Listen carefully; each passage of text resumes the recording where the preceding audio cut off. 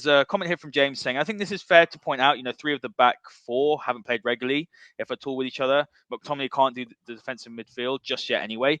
Bruno and Pogba are playing 3 roles. No wonder it was as disjointed as it was. I mean, I think that really does sum it up. Yeah, I don't think United have one player in the squad that can play defensive midfield like this. No. Yeah, because you don't have to. It's not about energy then. When you're in the double pivot, it's about energy. Yeah, and I say that all the time about being able to split and go wide, go and take that territory up so you can go win the ball back. Yeah, you don't need to be the best footballer in the world to do that. But if you play 4-1-4-1, the reason why Michael Carrick was so good at it was that he was a screener. So he would screen left and he would screen right. He never had to go and address. He never pressed. There was none of that. So he would pick the ball up off the centre-backs or in the channels, and he would get the ball going like a quarterback from deep.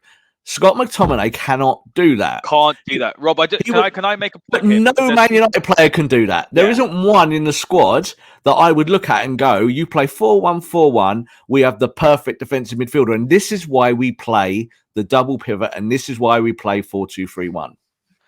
Can I make a point? Because there's, there's people... So...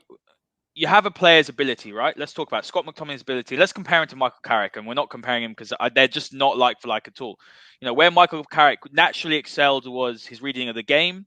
His interception numbers are fantastic, incredible pass through the ball, brilliant pass in terms of breaking through the lines. Then we look at Scott McTominay, and where does he excel? He excels when he can go forward. He has a great shot on him. He provides great energy. In my opinion, there's coaching, obviously, that does come into it in terms of, where a player's spacing is, understanding what their role is in the system. But if Scott McTominay hasn't got the ability to pass up Michael Carrick, because not many players did, you can't teach that, Rob, can you? Even if you are Pep Guardiola, players have what they're good at and what they're bad at. You can train some of those technical fundamentals, but at the end of the day, for me, I don't think Scott McTominay, and I don't think that's his best position, will ever be a Michael Carrick screening sort of number 6. I disagree with the statement that you can't teach stuff, because I think football is all about coaching and teaching. But you can't teach it in a week, Haider. United have never played 4-1-4-1 this season. I've not seen it. They didn't play it last season. So what you're doing is you're operating on something that you might have practiced 3 or 4 times in training. Yeah, you're looking to find a way to unlock the attack. That's what Ole is trying to do, I think, in these last few weeks. Finding it, because it's all nuance. Pogba playing on the left, Pogba playing deeper, Pogba now playing in a pocket between Sancho and Ronaldo, Bruno going very deep yesterday, being a 6 and an 8, kind of in a role that you might have thought Donny van de Beek was more kind of built to play.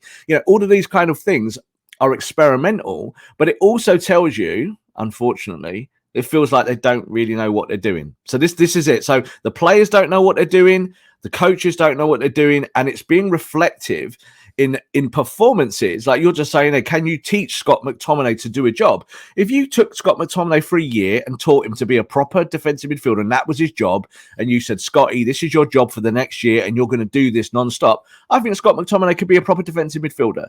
I don't think Scott McTominay could be a proper defensive midfielder when he's told to do it from last Tuesday or something. It doesn't work like that. It's like saying to Bruno, you've got mobility, you can do certain things. So today, can you come and get the ball off the back 4 and turn around and see Ronaldo 50 yards from you and make it work? Even Bruno can't do that. And I think Bruno's individual performances themselves have been really poor because of this lack of direction in terms of the formation, because he's just picking up the ball in all the wrong areas, trying all the wrong things. Trying to make something happen, Rob. That's what he's trying to do. He's frustrated. But it's out of desperation rather than intelligence. Yeah. So if you're desperate, it really, really shows in your shape.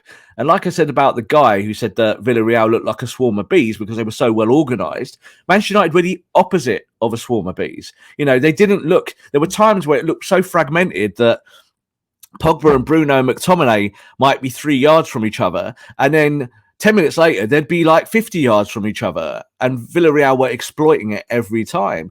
And this is a decent Villarreal team, but as I said, not a world-beating team who made Manchester United look very, very ordinary. And if the game had ended up 1-0, Haider, and that was it, and United couldn't find their way back into the match, probably would have been a fair result. If you'd lost this game, I don't think you could have come away and thought, oh, do you know what, we did enough here to get a point or 3 points. As it happens, the substitutes help, you get your 3 points, everyone's happy.